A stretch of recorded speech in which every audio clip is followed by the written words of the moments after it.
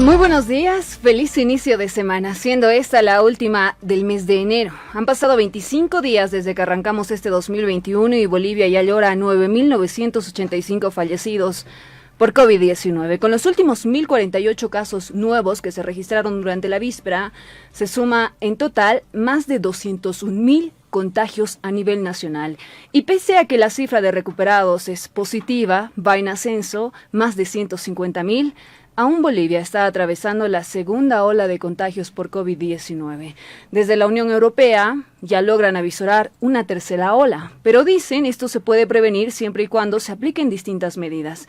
Es por ello que ya está en ejecución aislar las zonas de máxima propagación del coronavirus en la Unión Europea y además se está debatiendo la posibilidad de un toque de queda de forma nocturna. Hasta el día de hoy aquello no se ha confirmado. Mientras tanto, en Wuhan, durante el fin de semana se cumplía un año desde que iniciaba un confinamiento que para ellos duró 74 días.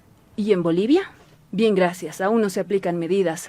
Se ha exigido que las elecciones subnacionales previstas para este próximo 7 de marzo sean suspendidas por simple empatía o acaso porque evitemos mayor propagación. La posibilidad de que la gente acuda a las urnas no está del todo viable, se tiene mucho temor de por medio. 37 profesionales en salud se suman a esta cifra lamentable, perdieron la vida durante los últimos días de diciembre y estos 25 primeros de enero. Además, 6 profesionales de la prensa también registraron un deceso. Tenemos la cifra en pantallas precisamente para describirles con mayor exactitud lo que está pasando. 150.439 recuperados hasta hoy, activos 40.613 casos, sospechosos 3.563, decesos 9.985, acumulados en total 201.037. Existen diferentes variantes a raíz de la evolución del virus. Y es que cuando el virus se va copiando, se va perpetuando en nuestro organismo, se generan errores que producen cambios al azar y en este caso está resultando favorable para el virus. Existe la variante británica, que se pasa de persona a persona con mayor facilidad, está en al menos 58 países. Existe la variante sudafricana, que se propaga alrededor de un 50% más rápido. Y por último, la variante brasileña parece que anula o reduce el poder de nuestras defensas. Se caracteriza por presentar 12 mutaciones, una de las cuales es la misma encontrada en las variantes del Reino Unido y también de Sudáfrica. La distancia social continúa siendo casi imposible de ejecutar, sin embargo, es necesario. El coronavirus se ha llevado a los seres más queridos, ha dejado sin aliento a millones de contagiados, empleos perdidos, desalojos de casas, niños sin clases, y cambió nuestra razón y nuestro sentido de vivir. Hace algunas horas atrás se conocía un comunicado por parte de la Sociedad Boliviana de Medicina Crítica y Terapia Intensiva, desde Sucre, lo vamos a compartir con ustedes. La Sociedad Boliviana de Medicina Crítica y Terapia Intensiva es una entidad académica con interés científico que se basa en preceptos y guías nacionales e internacionales para el tratamiento de los pacientes críticos con infección por SARS-CoV-2. Por tanto, no recomendamos el uso de remdesivir, lopinavir, ritonavir, hidroxicloroquina, acitromicina, interferón, plasma convaleciente, para tratamiento de los pacientes que sufren la infección por este virus, ya que no se ha demostrado su beneficio en pacientes críticos con infección por SARS-CoV-2. Están en contra, además, aseguran, del uso de cualquier sustancia que no sea medicamento como el dióxido de cloro, sustancia que puede llegar a producir contraproducentes para la salud. Los medicamentos como ser la ivermectina, la colchicina, el avifavir, deben ser usados en el contexto de la realización de ensayos clínicos adecuados y hasta ahora no se ha demostrado su efectividad como para ser publicado en las guías internacionales. La utilización de antibióticos en pacientes con infección por SARS-CoV-2 únicamente es aceptable frente a una infección bacteriana añadida y es peligroso usarlo empíricamente en todos los casos, ya que los antibióticos son ineficaces frente al SARS-CoV-2 y empeoran la resistencia. Hasta ahora solo se encuentran como estándar de oro la utilización de corticoides sistémicos en caso de requerimiento de oxígeno suplementario. Asimismo, a la población en general, ante la presencia de síntomas de infección, acuda al médico para la adecuada caracterización clínica de su cuadro y poder diseñar un tratamiento individualizado y también personalizado. Además, concluye en que ya pasaron 9 días posterior a la reunión en fecha 16 de enero en la ciudad de Cochabamba con la viceministra de Salud, a petición de los profesionales, se plantearon acciones a mediano, corto y largo plazo para optimizar los recursos, falta de ítems, inestabilidad laboral, entre otras problemáticas. Sin embargo, hasta ahora nada cambió desde aquel encuentro, solo promesas, buenas intenciones, mientras los casos por SARS-CoV-2 y requerimientos continúan. Solicitan una aclaración y enmienda del artículo 24 del Decreto Supremo 4434 de la doble percepción, que impediría a los colegas intensivistas realizar doble trabajo en distintas instituciones donde no existen especialistas. Reiteran la declaratoria de extrema emergencia en las unidades de terapia intensiva a nivel nacional y el comunicado concluye con una pregunta: ¿cuántos bolivianos más tienen que morir? Expuesto a conocimiento público en Sucre en enero 25 del 2021. En unos instantes estaremos conversando para conocer mayores detalles acerca de su situación y acerca de parámetros incluso establecidos por parte de la Organización Mundial de Salud sobre la cantidad de unidades de terapia intensiva que debería existir a nivel nacional y que ni siquiera el 50% es aplicable. 10 de la mañana con 29 minutos, también queremos compartir una noticia positiva, ya que hace algunas semanas atrás el ministro de Obras Públicas daba a conocer que había sido contagiado con el SARS-CoV-2 y a raíz de ello suspendía actividades. Sin embargo, ya habría retornado a su despacho. Entendemos que ya se encuentra en escritorio ejecutando distintas labores. Su recuperación ha sido pronta. Decía que el estado de sus pulmones aún es normal, no tiene complicaciones, la respiración también la desarrolla sin ningún altercado. Vamos a tratar de contactarnos con él para que nos comente cuál es su situación actual. Damos la bienvenida a nuestro primer invitado en esta oportunidad, rumbo a los comicios subnacionales de este próximo 7 de marzo.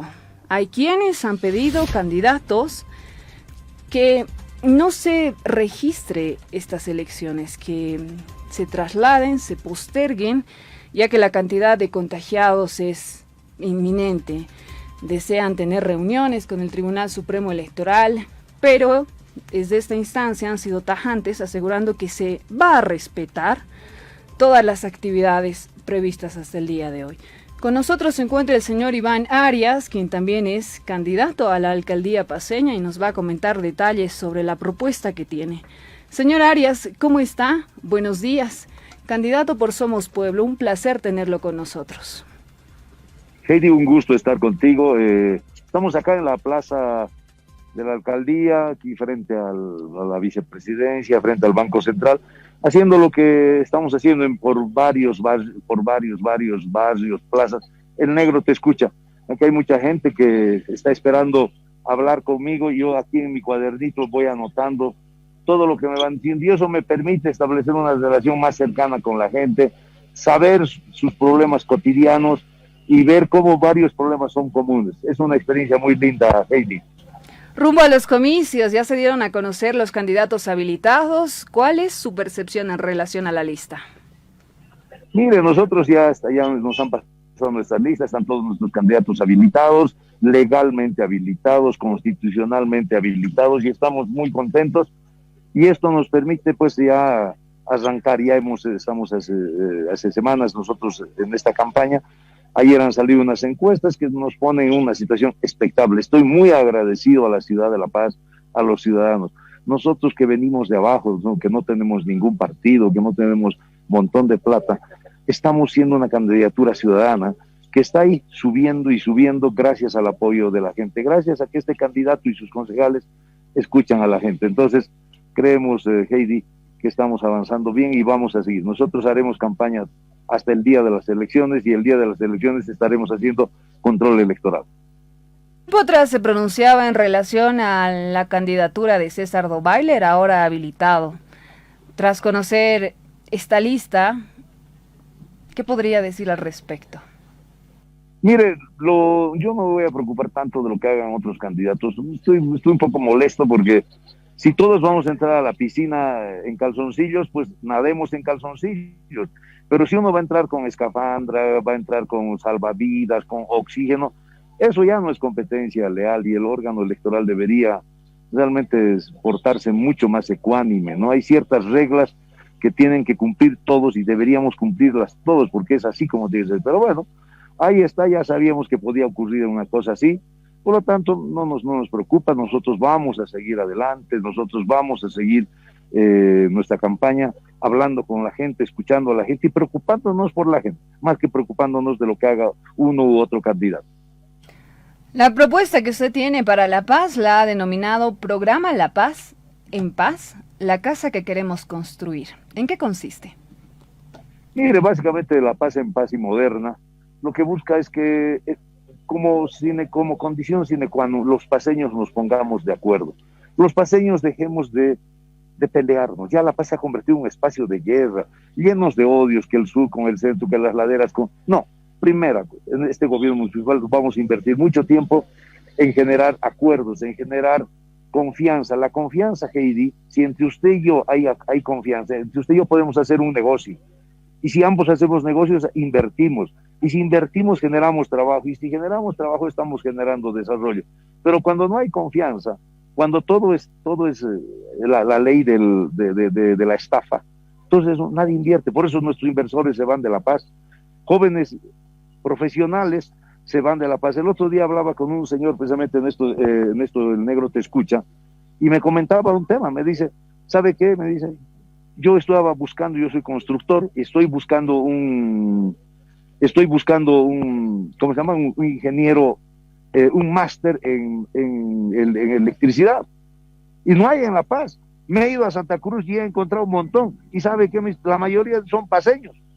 Eso es lo que está ocurriendo, Heidi. Nuestros profesionales se están yendo de la ciudad. Nuestros profesionales se están escapando porque aquí no hay condiciones. Entonces, La Paz en Paz es primero que era las condiciones. Luego, ¿para qué? Para mejorar el tema del transporte. Tenemos que mejorar el transporte no en base al odio, sino básicamente en base al diálogo y a llegar a propuestas concretas. Tenemos que solucionar el tema de la basura, porque también este es un problema, no basta ya enterrarla, tenemos que procesar la basura. Queremos solucionar la vialidad de la ciudad. No puede ser que esta ciudad, siendo la capital política del país, siga estando como bombardeada. Ahorita acabo de hablar con dos señoras y ambas en diferentes lugares, con diferentes situaciones, coinciden y me dicen, licenciado, ¿y qué pasa con las aceras? Dios mío, ¿qué pasa con las aceras? Una señora ya de 60, la otra más joven, dice, es un problema, yo tengo a mi papá discapacitado y no puedo sacarlo a pasear porque las aceras son un desastre. Estamos aquí frente a la alcaldía y hace ratito la señora, antes de que entre con usted, la señora Jacqueline Avilés, me dice, venir a hacer trámites a la alcaldía es un desastre. Es impresionante. Primero que nos cobran un montón de plata y segundo las colas que hay que hacer. Yo me comprometo, Heidi, y se lo digo, grábelo, 90% de los trámites que se hagan en la alcaldía el primer año los voy a hacer de forma digital. La alcaldía tiene que salir a la gente, no la gente venir a la alcaldía. La alcaldía tiene que estar cerca de la gente, no la gente cerca de la alcaldía. Esto es muy importante. Vamos a facilitarle la vida a la gente. Nuestro equipo de profesionales, expertos municipalistas, estamos atreviéndonos a hacer algo que va a ser revolucionario. Usted quiere abrir un negocio mañana, ábralo. Nosotros le vamos a entregar las condiciones que usted quiere hacer un negocio de primera, con una discoteca, de primera, de segunda, le vamos a... Y con una declaración jurada, usted va a abrir ese su negocio, nada más que tiene que poner una declaración jurada. Nosotros después de un mes o 2 meses vamos a ir a inspeccionar. Si usted ha fallado a esa declaración jurada, si usted ha estafado al fisco, al gobierno municipal, le vamos a aplicar una sanción muy dura. Pero si usted ha cumplido, lo vamos a premiar. Son temas que debemos solucionar. La ciudad tiene que moverse en base a sus propias inversiones, pero generando confianza, generando valor público. No basta hacer solamente cemento. Tenemos que ver calidad y calidez, Heidi. Entendemos que existe un acuerdo entre el Tribunal Supremo Electoral, la Organización Mundial de Salud para el desarrollo de las campañas electorales. Decían algunos candidatos, acusando en especial al movimiento al socialismo de que las reglas no se ejercen de manera equitativa, mientras algunos prefieren simplemente no desarrollar grandes concentraciones. Ocurre lo opuesto con el partido oficialista. ¿Cuál es su percepción en relación a aquello? Vuelvo a decirle, Heidi y amigos, si el órgano electoral va a ser un árbitro bombero, se va a deslegitimar y puede poner en peligro las elecciones. Yo simplemente le pido al órgano electoral que sea un árbitro equitativo, un árbitro justo. Así es las reglas del juego para todos y debe aplicar 1-0 para todos y va a ganar respetabilidad y los bolivianos vamos a ir tranquilos a votar, confiados en que tenemos un tribunal electoral que sabe aplicar la norma. Caso contrario, la desconfianza va a aumentar y el candidato favorecido yo creo que la gente lo va a castigar mediante el voto. El candidato que quiera bombear, que quiera aprovechar el árbitro bombero, va a ser castigado mediante el voto. Por eso también nosotros desde ahora estamos trabajando en el tema de el control electoral, Heidi. Recientemente en la encuesta de Ciesmori para la red Unitel establecían que usted y César Dovailler eran los favoritos. ¿Asumirá alguna acción en contra de la habilitación del señor Dovailler? Mire, nosotros vamos a primero trabajar mañana, tarde, noche y día para ganar la simpatía de la ciudadanía, para ganarnos al pueblo, para explicarle al pueblo lo que hacemos, lo que proponemos.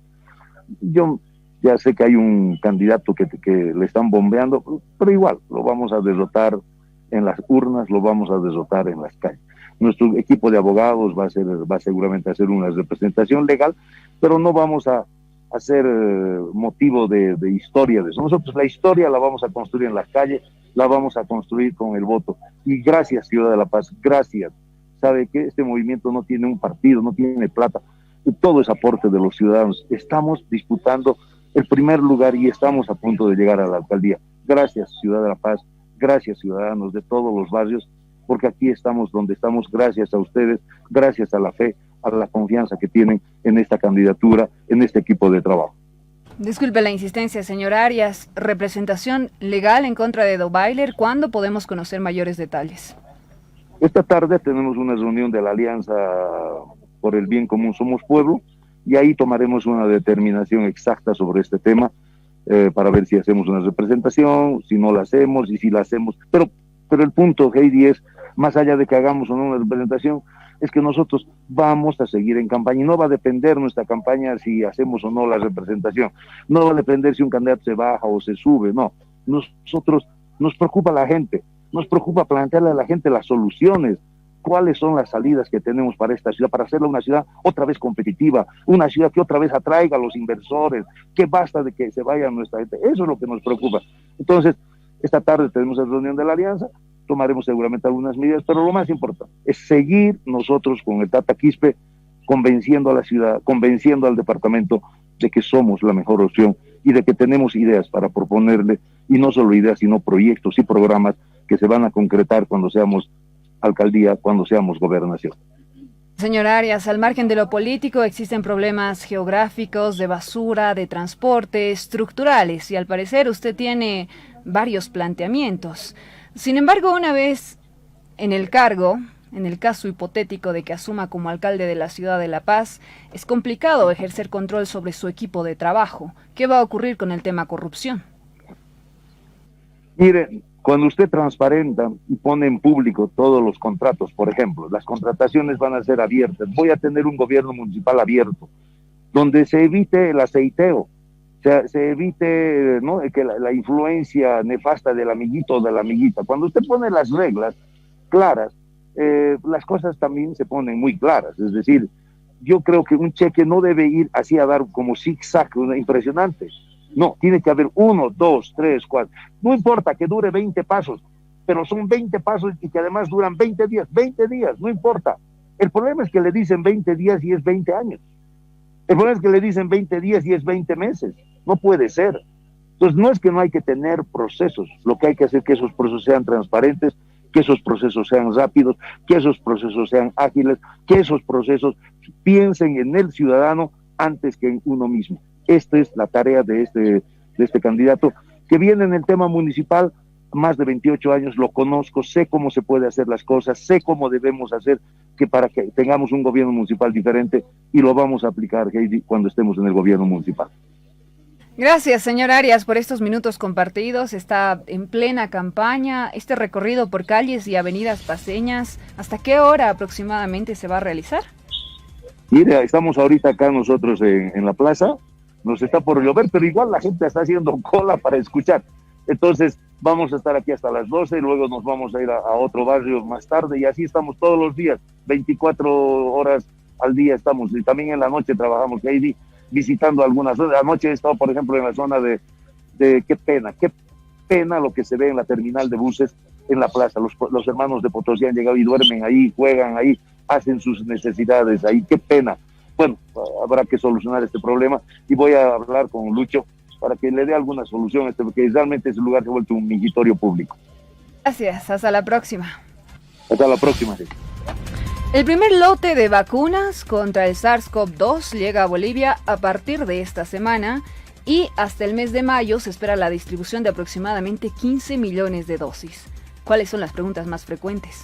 Las respondemos tras esta pausa. Inclemencias climatológicas a nivel nacional, 7 son los departamentos más afectados. En total, 48 comunidades. Se calcula que más de 15.000 familias están severamente afectadas. Queremos compartir con ustedes los siguientes videos. Presten mucha atención, por favor, porque familias del Tibnis están sufriendo inundaciones muy parecidas a las registradas el año 2014. Preste mucha atención, por favor, con el crecimiento de las aguas. En la actualidad han perdido toda su producción agrícola por la subida del caudal.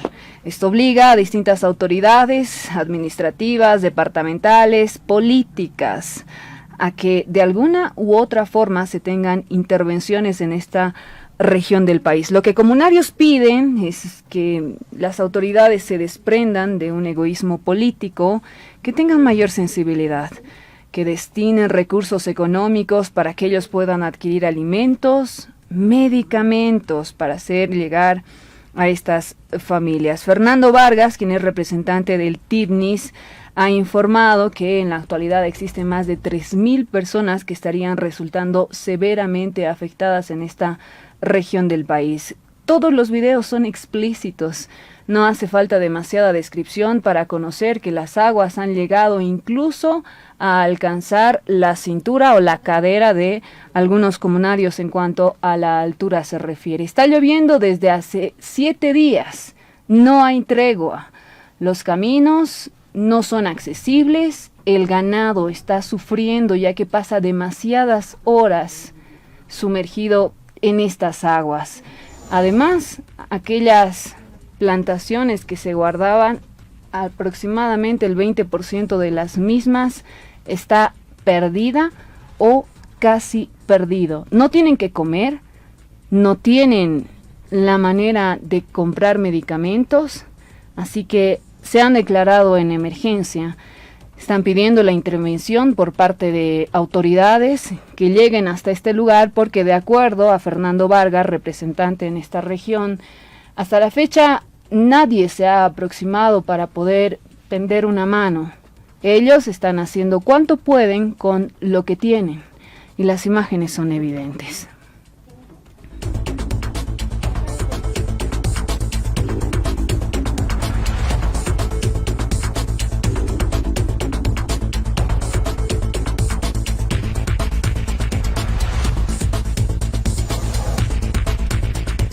A 9 minutos de las 11 de la mañana tengo que saludar al doctor Joel Gutiérrez Beltrán, quien es presidente de la Sociedad Boliviana de Medicina Crítica y Terapia Intensiva. Doctor Gutiérrez, gracias por atendernos. Buenos días.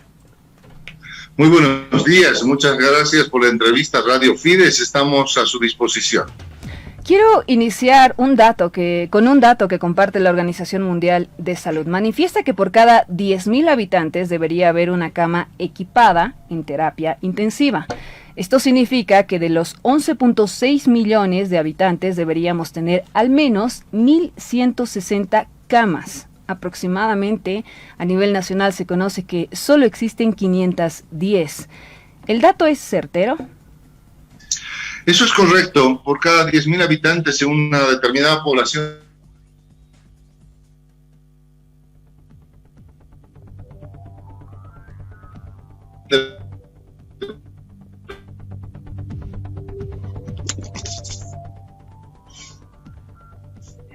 Ahora sí, doctor. sí, ahora sí. Continúe, por favor. Eso es correcto, le decía. Por cada 10.000 habitantes debemos tener una cama. En el país alrededor de 1.200 camas deberíamos tener habilitadas en este momento, pero en tiempos normales, no en tiempos de pandemia. En tiempos de pandemia vamos a agregarle ese 5% que nos permite el ingreso o predecido el ingreso de pacientes a cuidados críticos, entonces, lo cual deberían ser más. Por otro lado, también la cantidad de personal especializado. Debería haber un intensivista cada 4 pacientes en condiciones normales y en condiciones de pandemia, un intensivista cada 3 pacientes internados en terapia intensiva. Entiendo, de acuerdo a su respuesta, doctor, que no se está cumpliendo con este pedido por parte de la OMS. ¿Bajo qué condiciones están atendiendo a la ciudadanía? Es muy lamentable comentarle, señorita periodista, lamentablemente en Santa Cruz, en Cochabamba, en La Paz, en muchos centros, aquí en Sucre, donde me encuentro, también tenemos 10 camas de terapia intensiva con un solo intensivista trabajando, situaciones y condiciones laborales inhumanas prácticamente.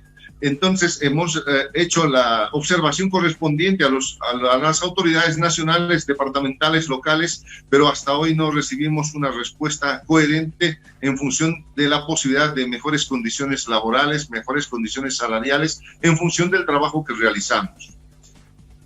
¿Tiene un detalle de cuántos profesionales en salud se han contagiado hasta la fecha? Si acaso el seguro ha cubierto los gastos de por medio. Mira, en realidad no te voy a dar el dato correcto de cuánto personal se ha contagiado, pero sí te puedo ir comentando que más de un colega médico ha ido falleciendo en lo que va del año, sobre todo en el eje troncal, también en Sucre han fallecido el día de ayer 2 colegas médicos. Finalmente esto viene de esta manera y ellos tienen pues la única cobertura que tienen los que tienen relación de dependencia o ítem asignado, tienen la cobertura de salud necesaria, pero el resto, le voy comentando que alrededor del 40% de nuestros especialistas intensivistas no tienen una relación laboral consolidada con un ítem asignado del gobierno. Sin embargo, también hay colegas que han estado trabajando en forma de contratos en línea y una serie de situaciones administrativas, y muchos de ellos en la gestión pasada o los últimos 3 meses de la gestión pasada no han recibido el sueldo correspondiente. Eso lo hemos conocido básicamente de palabra de los colegas que están trabajando en esta situación. No olvidemos que nosotros tenemos 263 afiliados a nuestra sociedad intensivistas, que de esos 263 le comento que el 40% no tiene una relación laboral estable. Hace casi 10 días sostuvieron una reunión con el Viceministerio de Salud indicando que tienen peticiones. ¿Cuáles eran las mismas? ¿Se han escuchado algunas de ellas? Pues básicamente en una declaración que estamos emitiendo el día de hoy en un comunicado a la población nacional, hacemos notar también que hace 9 días, exactamente el 15 de enero, en Cochabamba, sábado a las 13 horas, tuvimos chance de reunirnos con autoridades del ministerio, exactamente con la viceministra doctora Hidalgo, el asesor del ministerio, el licenciado Moreno, y un representante, el doctor Bort de la OPS. Quienes no han generado ninguna respuesta hasta el momento. La petición fue básicamente las condiciones laborales que tenemos los colegas intensivistas en el país y reacciones inmediatas a corto, mediano y largo plazo respecto del colapso de las unidades de cuidados críticos. La OPS ha sido quien ha traducido una respuesta básicamente hasta el jueves pasado, con quienes tuve chance de poder generar una alternativa para esta dramática situación en la que vamos desarrollándonos en el país.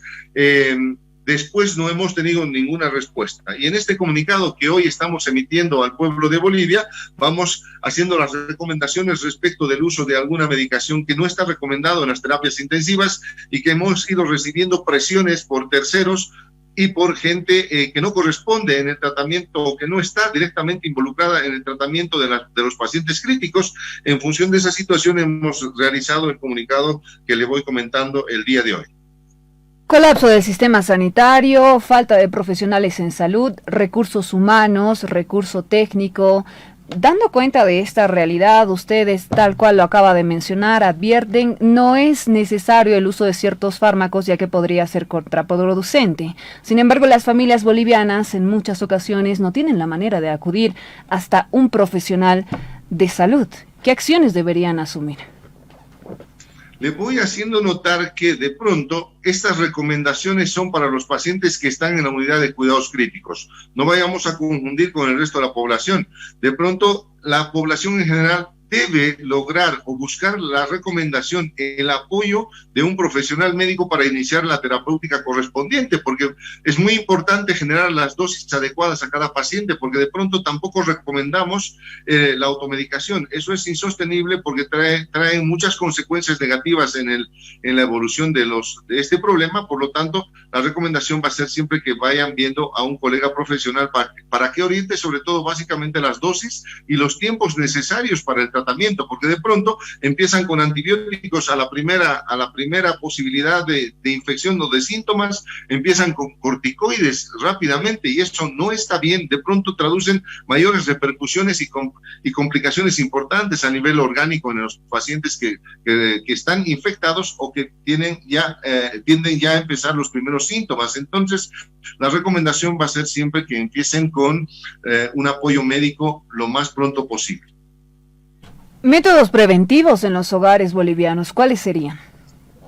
Tratamiento sintomático, tomar bastante líquido, antigripales, antiinflamatorios en primera instancia, como medidas básicas, antes de tomar otro tipo de medicación o antibióticos o corticoides que no están indicados a nivel del domicilio o en los primeros estadios de la evolución de esta pandemia. Doctor, la llegada de vacunas a partir de esta semana a territorio nacional muestra luces de esperanza. ¿Qué opinión le merece?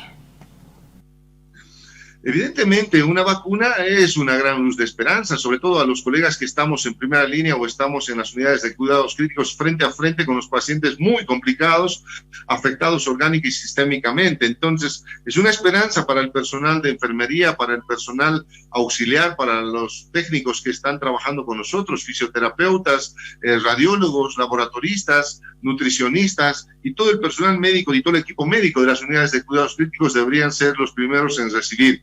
Entiendo que son 6,000 unidades, lo escuché esta mañana a la viceministra, 6,000 unidades de vacunas que prácticamente irán, van las dosis, irán para 3,000 personas en este momento, que eso es totalmente insuficiente para el resto del país. Entiendo que ni alcanzarán a la ciudad de La Paz. Bien, doctor, gracias por estos minutos compartidos. Ya para finalizar, ¿asumirán alguna medida de presión en caso de no ser escuchados? ¿Qué acciones esperan en adelante? Nosotros esperamos respuestas de las autoridades, respuestas coherentes, eficaces y rápidas, porque no podemos tomar una medida de presión con abandonar los hospitales o hacer huelgas. De ninguna manera estoy de acuerdo en esa posibilidad, porque nosotros no podemos dejar las terapias intensivas. Las terapias intensivas trabajamos 24 horas, 24/7. Es imposible poder tomar ese tipo de determinación. Sin embargo, apelamos a la respuesta básica de los gobernantes como para que puedan orientar mejor estas guías que nosotros estamos indicando, estas peticiones que estamos haciendo conocer, de la necesidad importante de solidificar las unidades de cuidados críticos, de mejorar con el equipamiento, con la medicación, que es otro gran detalle que está faltando en todas las terapias intensivas. No tenemos medicaciones básicas y esenciales en el resto del país y no quisiéramos llegar al abismo y a la catástrofe de tener que lamentar más fallecimientos por falta de insumos y medicación básicamente. ¿Podrían parar actividades? No, de ninguna manera. Nosotros, al margen de la decisión que los colegas del Colegio Médico de Bolivia puedan tomar, nosotros no tenemos absolutamente nada que ver con esas decisiones, simplemente estamos hablando de lo que pasa en las unidades de cuidados críticos, porque somos nosotros los actores en este momento de las enfermedades, en este momento de la situación del rebrote, estamos siendo actores de esta fatalidad, de colapso de las terapias intensivas. Por eso nosotros nos manifestamos en estas condiciones, al margen de las decisiones que tome el Colegio Médico, que por supuesto estamos de acuerdo, pero nosotros como intensivistas no podemos parar en nuestra actividad. Perfecto, doctor.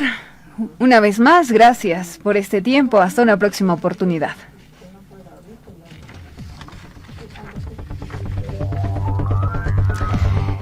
Queremos compartir con ustedes información que seguramente es de mucha utilidad. Gira en torno a las vacunas que arribarán a territorio nacional y a otras regiones suramericanas han aplicado dosis a los ciudadanos. Sin embargo, se conoce que la inmunidad comienza a aparecer después de 7 días de aplicarse la segunda dosis. No debemos olvidar que entre la primera y la segunda aplicación se deben esperar alrededor de 28 días. Una vez que se aplique la segunda dosis, se espere una semana, recién se comenzarían a crear anticuerpos y se tendrá un cierto grado de inmunidad. Algunos expertos lo han denominado inmunidad colectiva. Dicen que para garantizar el bienestar del resto de la población se necesita que al menos el 70%, en este caso de los bolivianos, estén vacunados, lo cual se pretende alcanzar durante este primer semestre del 2021. Conozcamos mayores detalles. Con nosotros está el doctor Cleto Cáceres, quien es presidente del Colegio Médico de Bolivia. ¿Cómo está, señor Cáceres, doctor? Un abrazo muy fuerte. Buenos días. Gracias por continuar con nosotros. De acuerdo a la Organización Mundial de la Salud, no solo estamos enfrentando una pandemia, es decir, en relación al SARS-CoV-2, también estamos enfrentando una pandemia psicológica. No todas las familias admiten que tienen un positivo en casa. No todos quieren aceptar que necesitan ayuda. Es más, no todos la solicitan. En relación a aquello, desde la Asociación de Funerarias La Paz del Alto, informaban que a diario creman aproximadamente 6 cuerpos. No todas las familias asumen que el fallecimiento fue a raíz del coronavirus. Es más, sugieren que probablemente fue un paro cardíaco, una infección respiratoria, entre otras mentiras. ¿Cuál es la situación actual del Cementerio General? Está con nosotros en esta oportunidad Ariel Konitzer, quien es administrador del Cementerio General.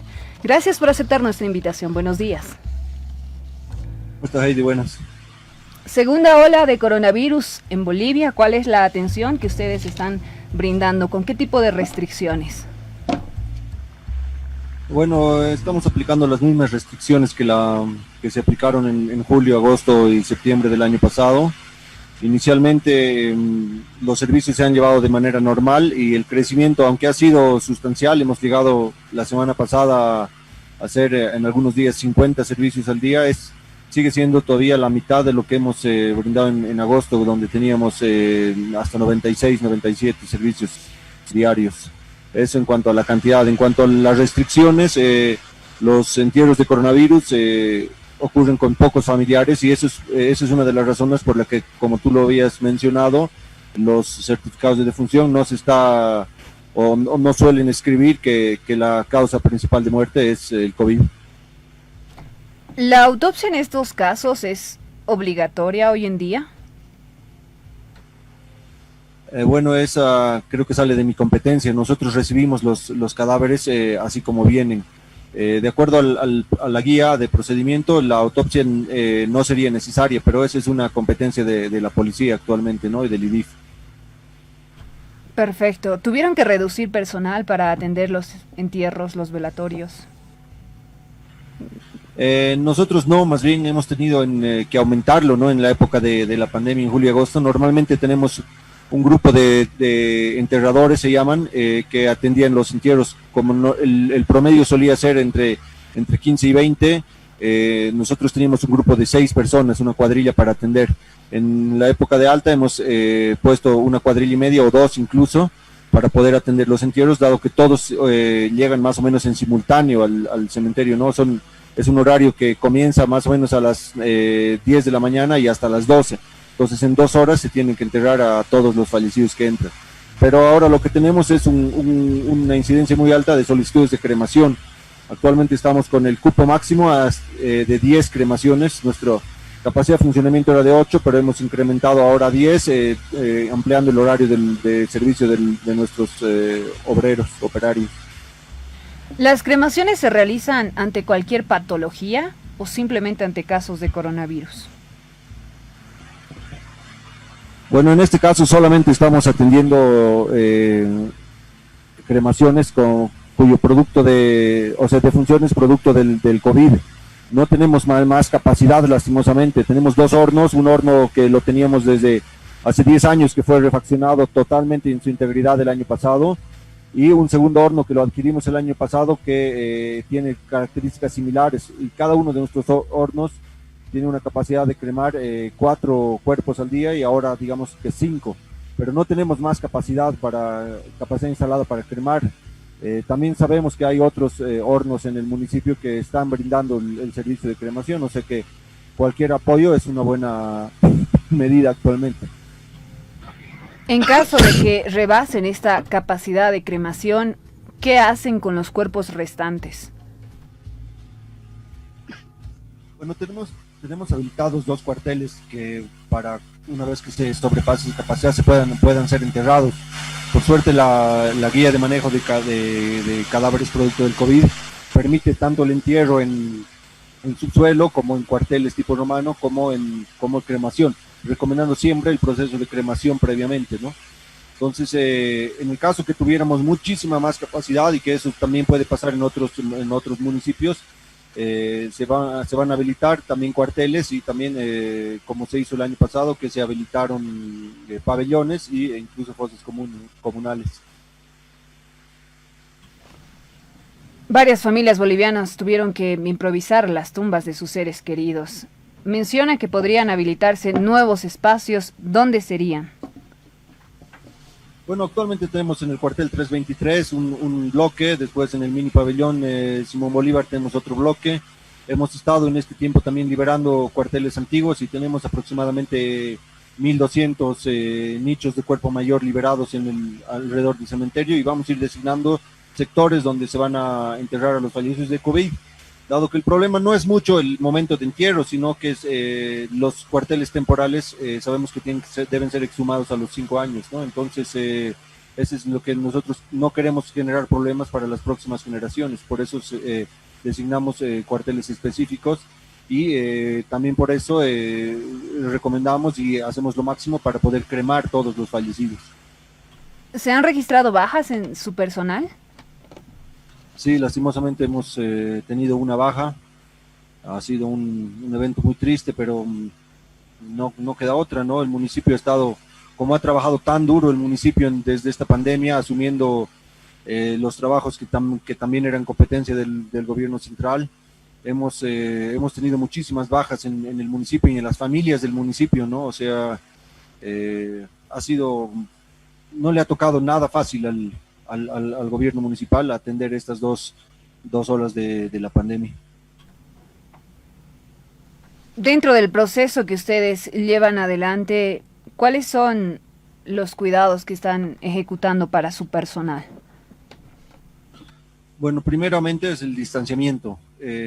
Nosotros atendemos en las plataformas detrás de una pantalla.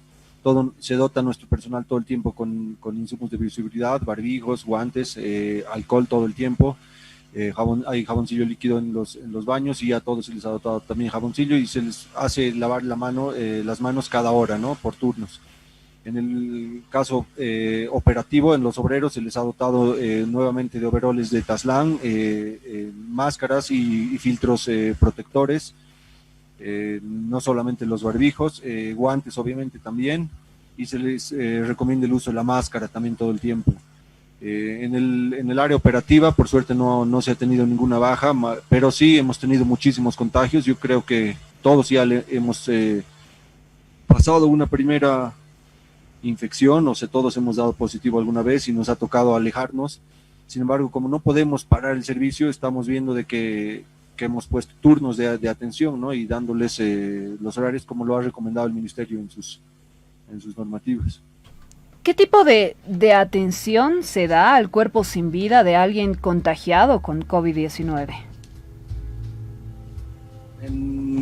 Esta respuesta creo que sería mejor atendida por parte de las funerarias o por parte de otros. Nosotros, como te decía, solamente recibimos el cadáver. Te puedo decir el protocolo: nosotros estamos dejando entrar a los familiares y a los fallecidos por una puerta separada, que no son las 2 puertas principales, ¿no? Que es son de la administración y de la iglesia, sino por la puerta 5 que da por la calle Picada Chaco.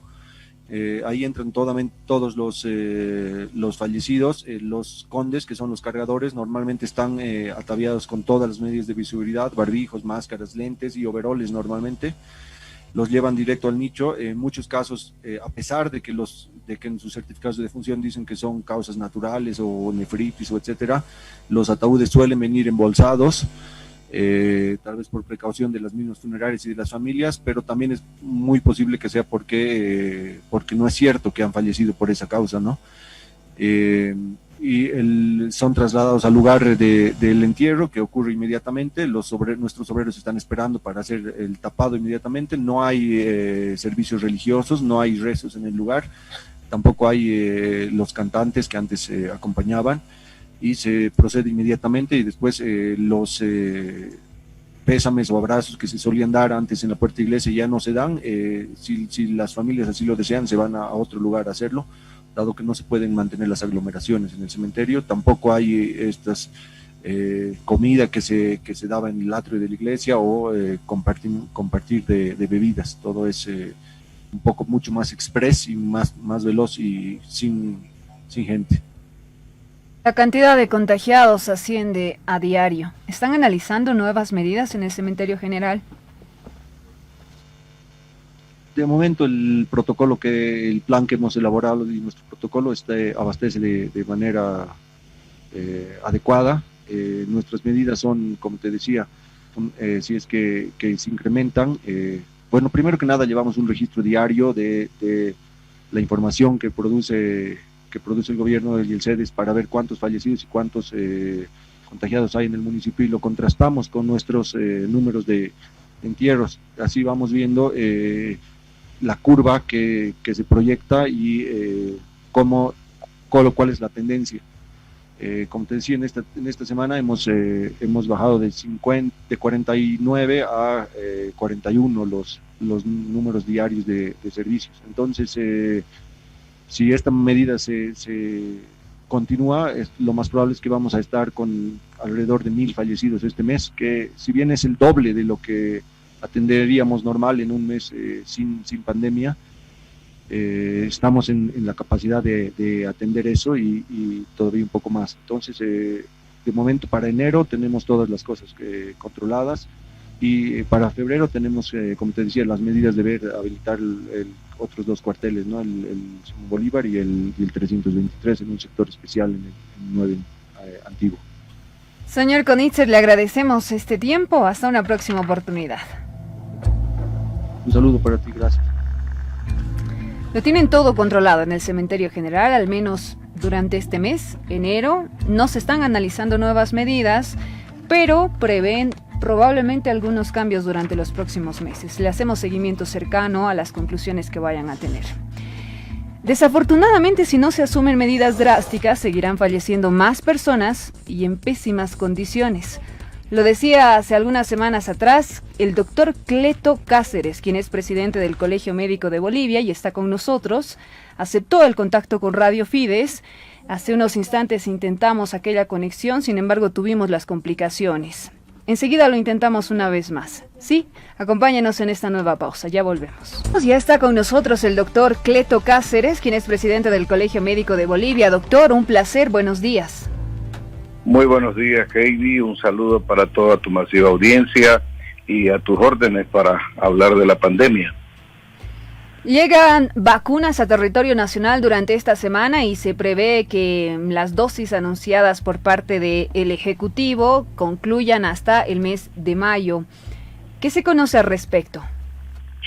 Sí, el mismo anuncio lo hemos recibido, pero reiteramos que siempre hemos dicho que todo lo que se haga en la manera preventiva está muy bien, pero ojalá esto sea en forma suficiente. Es decir, que realmente logremos no solamente satisfacer un grupo más vulnerable, digamos, con la protección de esta vacuna, pero que al final no alcanzará ni siquiera para todo el personal de salud, porque cuando hablamos de personal de salud que está en la primera línea, estamos hablando aproximadamente de 15 a 20.000 médicos, ¿no?, que se encuentran trabajando en la seguridad social, en el sistema público, en fin, solo médicos. Entonces eso hay que multiplicar por 4 para que más o menos llegue a una cifra que alcance a todo el personal de salud que está en los hospitales. ¿El proceso para que la población reciba esta vacuna, se sabe cuál es? Bueno, nos han informado que es la Sputnik 5 la que están adquiriendo. Lo que hemos recomendado nosotros es que su ingreso sea con todas las medidas de seguridad, que estén certificadas, para que justamente surta el efecto que se tiene, ¿no?, previsto, que es prevenir la enfermedad. Sabemos también que estas vacunas no son el éxito total en esta batalla con la pandemia, ya que una primera dosis alcanza para cubrir aproximadamente el 40% en la persona. Con una segunda aplicación llegarían a un 80-90%. Es decir, siempre va a quedar un 10% que aunque se aplique la vacuna va a tener el riesgo de enfermar. ¿Quiénes pueden recibir la vacuna? Bueno, en realidad todos, ¿no? Todos, empezando por mayores desde los 10 años hacia arriba, digamos, ¿no? Pero se está seleccionando por la escasez, reitero, viendo qué grupos etarios son los primeros que van a recibir. Dentro de ellos se está priorizando justamente al personal de salud, se está priorizando al sector vulnerable, que son los mayores de 60 años, y también aquellas personas que tengan patologías de base. Tenemos varias consultas, doctor, se las transmito con rapidez. La primera, ¿la vacuna podrá prevenir casos gravísimos? No. ¿Podrá limitar la transmisión de la enfermedad cuando se la coloque en personas asintomáticas? Lo dije, hasta un 80-90%. Lo demás siempre va a haber, aunque sea asintomática o sintomática, ¿no? Recientemente se ha dado a conocer que en Noruega fallecieron 23 ancianos, eran mayores de 80 años, tenían enfermedades de base, sin embargo, esto ocurrió tras recibir su primera dosis de la vacuna. ¿Se ha trabajado en algún método preventivo? Claro, todas están siguiendo protocolos que se exigen en todo proceso de investigación.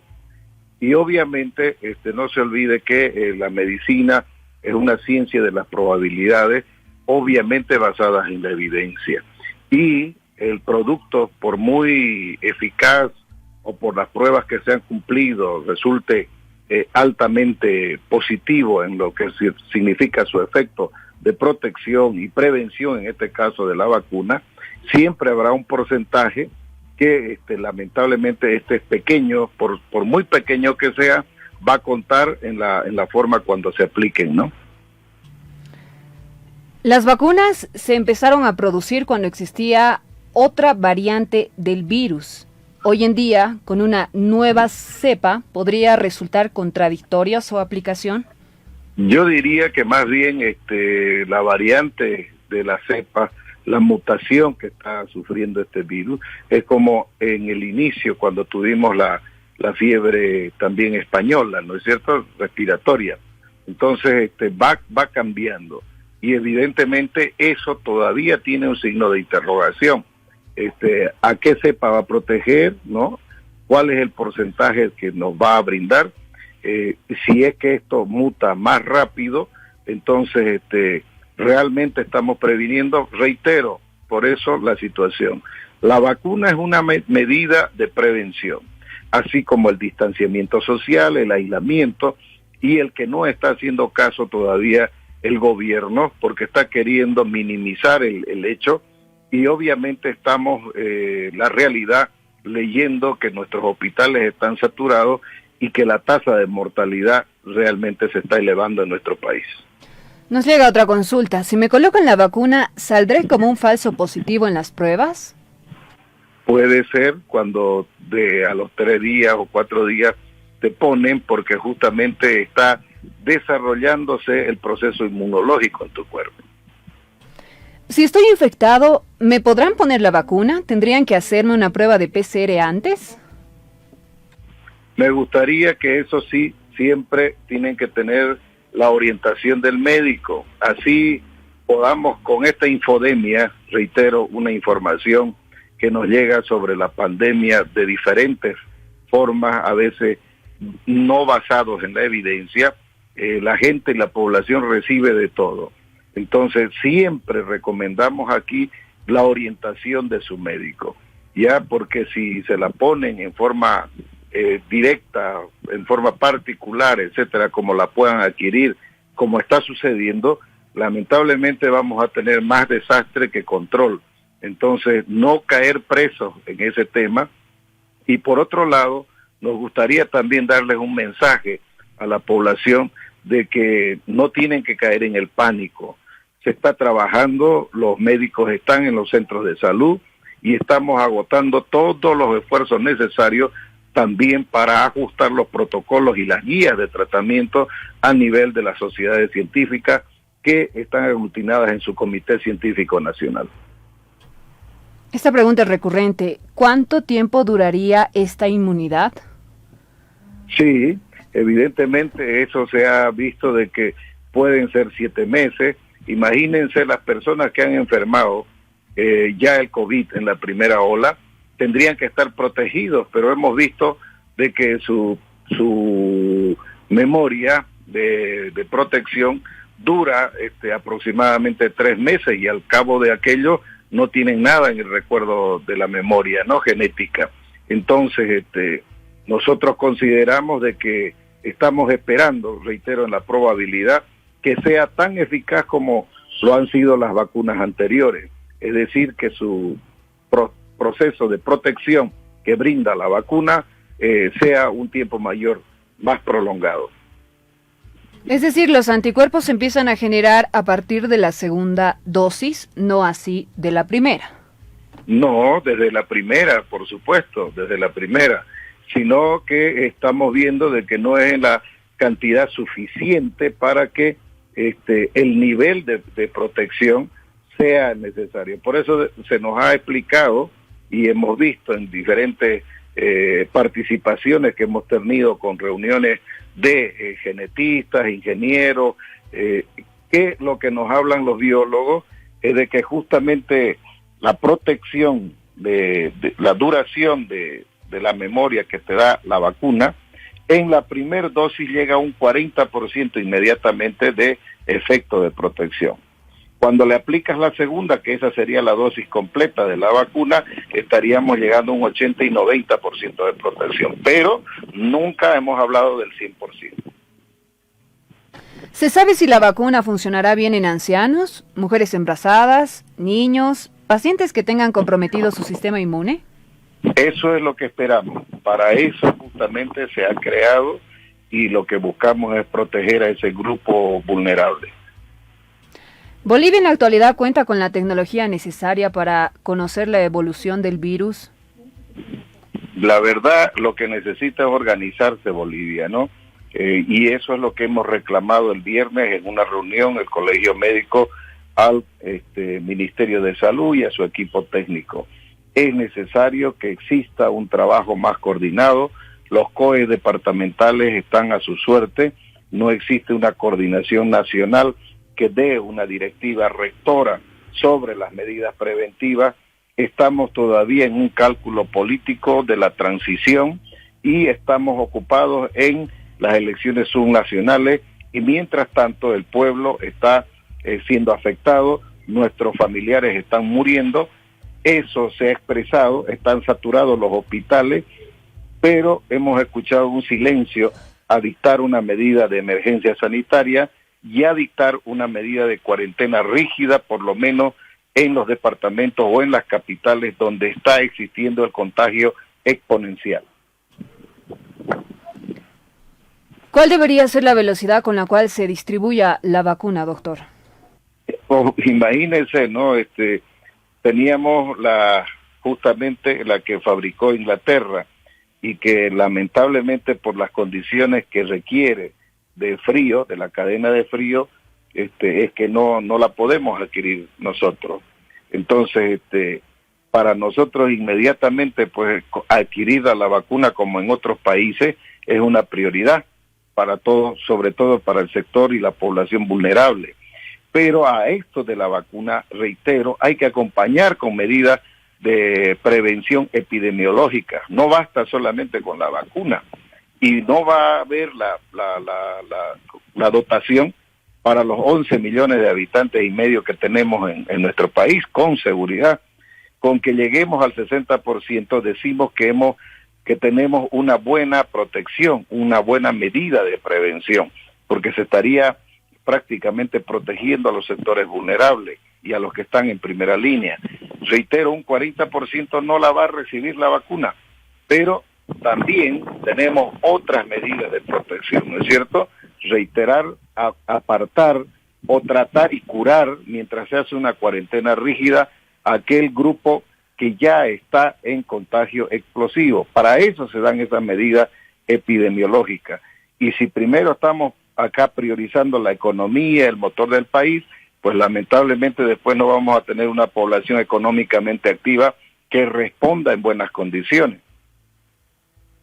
Vacunas que pretenden encaminarse a una inmunidad colectiva. ¿Qué porcentaje de la población tendría que estar vacunada para lograrlo? Sí, reitero, mínimo el 60% de los 11 millones y medio de habitantes que tiene nuestro país. Aprovecho su presencia, doctor, para hacer algún comentario en relación a los comicios subnacionales de este próximo 7 de marzo. ¿Están de acuerdo o no?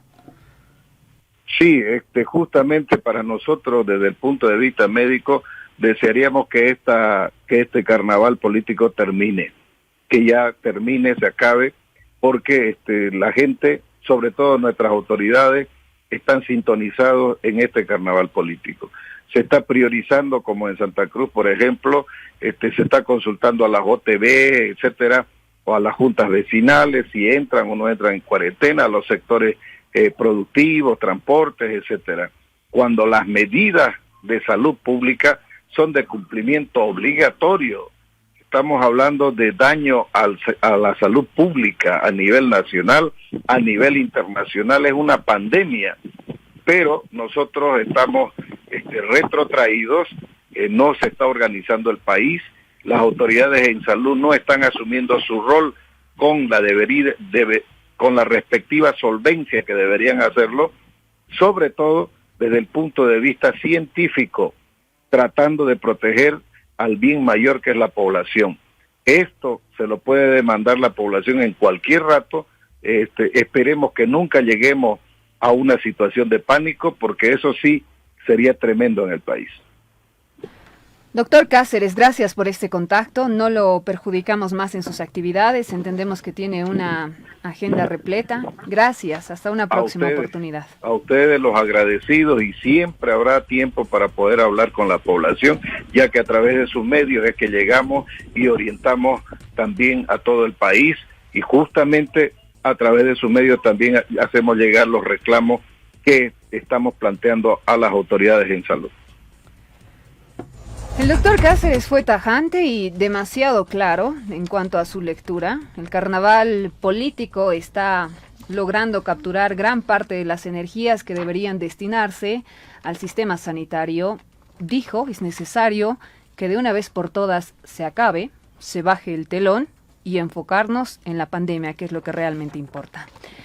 11 de la mañana con 38 minutos. Queremos compartir imágenes con ustedes acerca de lo que ocurría este domingo 24 de enero.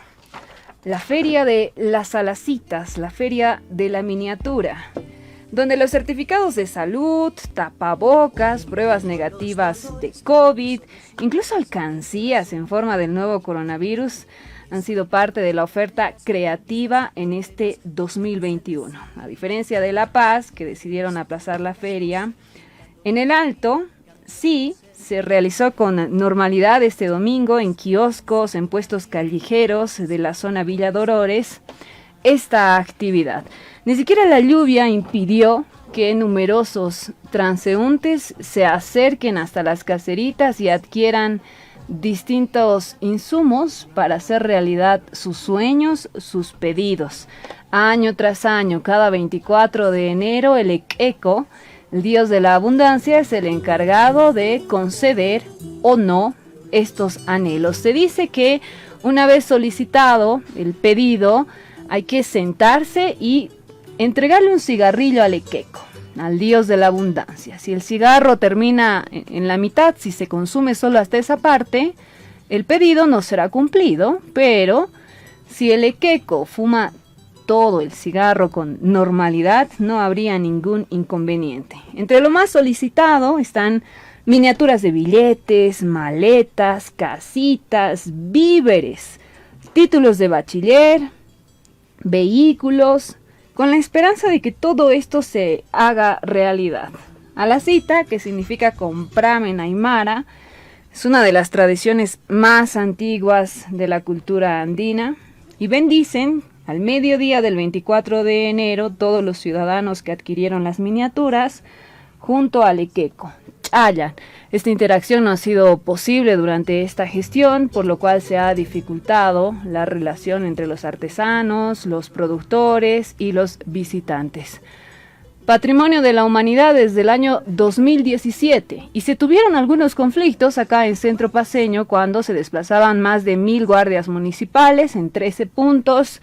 Insistían los comerciantes que debían instalarse, que necesitaban vender, que perdieron demasiado. Se los dejó instalarse durante 2 horas aproximadamente, con el compromiso de que se postergue la realización de esta actividad. En el Alto, todo normal. Sin embargo, sí se observaron casos en los cuales las medidas biosanitarias no se cumplieron a cabalidad.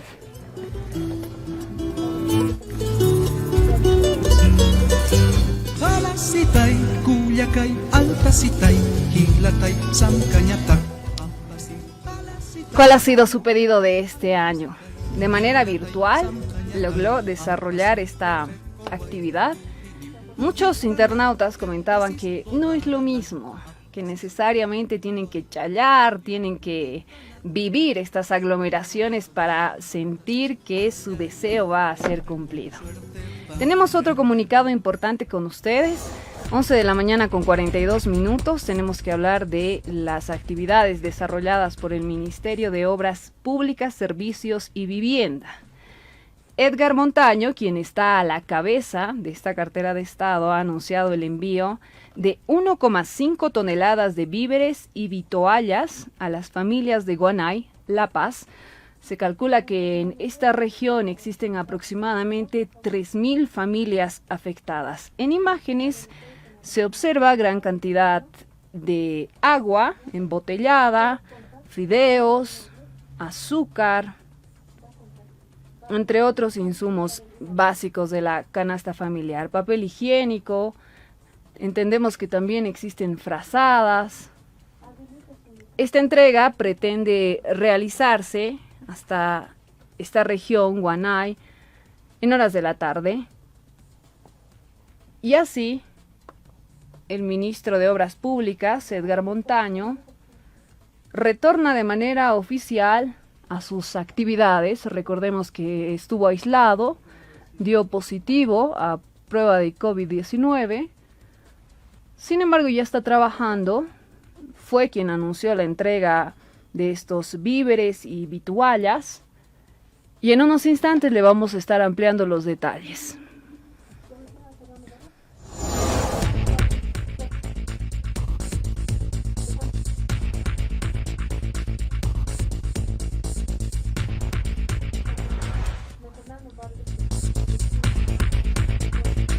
Sobre estas inclemencias climatológicas que también afectan al Tibnis, hace algunos instantes le mostrábamos videos, imágenes sobre lo que ocurre allá. Fernando Vargas, quien es representante del Tibnis, está con nosotros. Señor Vargas, gracias por atendernos. Buenos días. Gracias a la familia de la audiencia de Radio Pide, que es una emisora tan prestigiosa y escuchada a nivel nacional e internacional. Muy buenos días, que Dios me la bendiga. Y adelante. Lo propio, señor Vargas. Inundaciones catastróficas ¿Cuál es la situación de las familias en el Tignis? Mire, como ha visto los videos que estamos publicando, desde el 16 de enero ha empezado a subir las aguas en el río Sécure y no tardaron más de 2 días y los ríos han desbordado y las comunidades desde Puerto San Lorenzo hacia abajo hasta Gundonovia y más de abajo están totalmente inundadas. Las familias, toda su producción agrícola está dentro del agua. Algunas familias que tienen su ganadito están sacándolo a la altura, han sido sorprendidos también por el agua. Y es una preocupación bastante, primero porque en el contexto nacional y a nivel mundial estamos nuevamente con una situación del coronavirus. Ahora acá en el departamento del Beni, en el Tignis propiamente, la inundación que está dejando en una situación crítica a las comunidades y lamentablemente tanto como para el COVID y para ahora en la inundación ninguna autoridad se está pronunciando. Eso es lo lamentable y lo triste, ¿no? Que las familias ahora se están quedando nuevamente sin alimentación porque han perdido ya toda su producción y lo que hace más vulnerable en el tema de la salud, la falta de alimentación, porque han perdido a través de esta inundación. Hoy se mantiene subiendo, sigue subiendo el agua, ya en las pampas está a más de 1 metro el agua, ahí en la orilla de los ríos está entre 60 y 70 centímetros de hondo. Entonces es una situación crítica, ¿no? Y queremos que las autoridades, tanto departamentales, municipales, nacionales, vean esta situación, ¿no? De cómo encarar y llevar a la familia alimentación, ¿no? Y medicamentos. Sobre todo, esto es lo más importante, ¿no? La alimentación en la actualidad. Una vez empiecen a bajar las aguas, se va a empezar con las enfermedades, que es otro tema que va a afectar a la salud de la población infantil. Hace 6 días que las crecidas de ríos provocaban estas inundaciones. Ninguna autoridad se apersonó hasta la zona. Piden ayuda, en especial alimentos. La gente no tiene que comer, ¿verdad, señor Vargas? Totalmente, no, eso es cierto, porque como le digo, la producción está dentro del agua, la producción agrícola, sus animales están tratando de salvar lo que tienen, ¿no? Entonces es una situación preocupante y esperemos que las autoridades, tanto acá en el departamento del Beni como el alcalde de San Ignacio de Mojo, que es su jurisdicción, el gobernador acá en el departamento del Beni y también las autoridades nacionales, le pedimos que esta situación haga pues una sensibilidad en los sentimientos y en la política que vea de que el agua, las inundaciones, las epidemias no miran colores políticos, sino te atacan y si estás con tus defensas bajas vas a morir. Entonces, y ahora sobre todo las inclemencias del tiempo, la inundación, que está dejando también, va a dejar muchas situaciones críticas en salud por falta de alimentación de parte de las comunidades en el Tignis. Gracias, muchas gracias, señor Vargas, por este tiempito. Nosotros lo vamos a estar contactando próximamente. Deseamos conocer en unos días más cuál es la nueva situación, si acaso este llamado a las autoridades fue eficaz. Hasta luego. Muchas gracias, que Dios me la bendiga y muy buenos días a todas las familias de Radio Fides. Última pausa en Antes de Mediodía. Volvemos enseguida. Nació en Potosí el año 1947, llevaba más de 35 años en la ciudad de La Paz. Falleció a sus 73 años de edad el ex defensor del pueblo, Rolando Villena. Estamos en contacto con su hijo, Carlo Villena, quien se encuentra en la capilla ardiente en la iglesia metodista. ¿Cómo estás, Carlo? Gracias por aceptar nuestra invitación. Buenos días. Buen día, Heidi. Un abrazo a la audiencia de Radio Fides. Evidentemente estamos en la capilla ardiente que hemos instalado en memoria de mi señor padre, acá en la 20 de octubre, esquina La Andaeta, donde, bueno, mucha gente está viendo de a poco, no queremos que existan las aglomeraciones, para darle el último adiós a mi padre, que lamentablemente partió a la presencia del Señor el sábado por la noche. Apreciado, respetado defensor de los derechos humanos, Carlo indudablemente deja un legado importante que deseamos revisar contigo, ¿te parece? Sí, cómo no, bueno, mi papá en el tema del activismo por los derechos humanos empezó muy joven, cuando tendría sus 16 años. Él era dirigente de la Federación de Estudiantes de Secundaria allá en Tupiza, en Surchichas, departamento Potosí. Él era militante de la FES, la Federación de Estudiantes de Secundaria, donde él ya empezó este activismo en la defensa por los derechos humanos. Me comentaba como anécdotas que tenían varios grupos que resistían los embates de los militares en aquel entonces. Como mi papá era muy joven, entonces fue ahí donde nació esa semilla por el activismo por los derechos humanos, obviamente inspirada en el amor a Dios, ¿no? Porque mi papi fue un hombre de fe desde muy joven, casi niño, a los 14 años.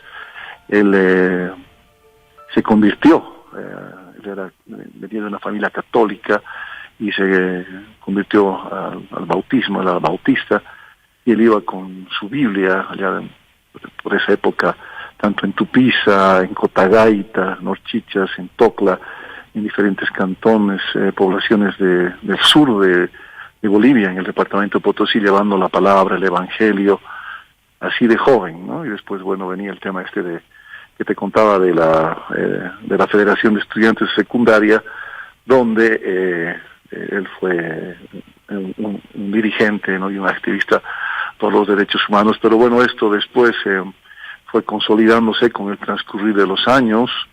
Mi papá fue fundador de la Asamblea de Derechos Humanos de Cochabamba, fue su primer presidente allá por la época de los 70s, y bueno, también era militante de la Asamblea Permanente de Derechos Humanos de Bolivia.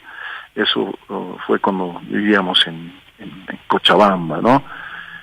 Ya después, en los años 80, cuando él dejó de ser autoridad nacional de la Iglesia Evangélica Metodista en Bolivia, de la cual fue obispo a lo largo de 4 años, él retomó, si vale el término, nunca dejó en realidad, ¿no?, el activismo por los derechos humanos, pero formó parte ya de la asamblea, ¿no?, hacía trabajos paralelos al trabajo que desempeñaba en la iglesia. Entonces, esto fue por los mediados de los 80s, fue vicepresidente de la Asamblea de Derechos Humanos, después fue presidente en los 80s, yo me acuerdo, era niño, y bueno, eran épocas complicadas, habían llamadas a casa, anónimas, con amenazas contra la integridad de mi padre. Eso fue en los 80s. En los 90s, bueno, él continuaba siendo militante activista de los derechos humanos, fue muchos años presidente, dejó después ese cargo de la Asamblea, pero él nunca se alejó del todo de este activismo por los derechos humanos. Él estaba trabajando en ese entonces en el Consejo Latinoamericano de Iglesias de la región andina, era secretario. Eso transcurrió en los años de la década de los 90, después en 2000, bueno, continuaba él con ese activismo permanente, esa defensa intransigente por los derechos humanos. Estoy tratando de hacer el resumen porque es un poco largo.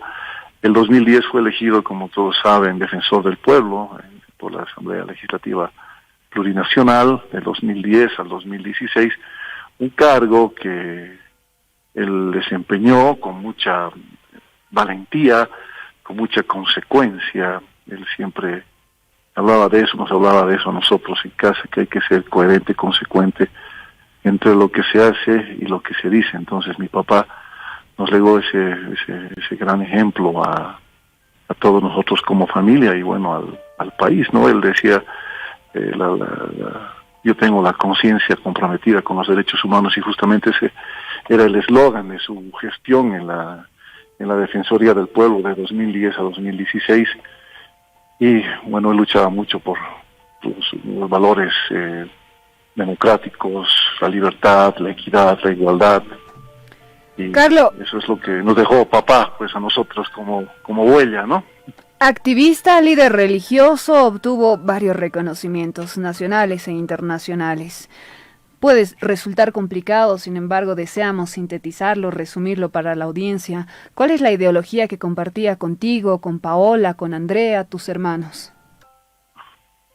Bueno, teníamos que hacer toda una revisión, pero bueno, él era un convencido de la igualdad, ¿no? De defender a los más desprotegidos, a los más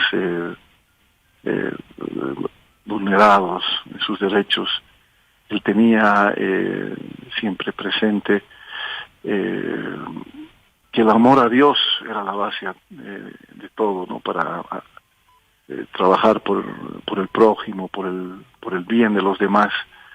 Y eso era lo que papá nos enseñaba, ¿no? Mi papá, con ejemplo, no con palabras, ¿no? Con muchas acciones que él desempeñó tanto en la Iglesia Metodista de Bolivia.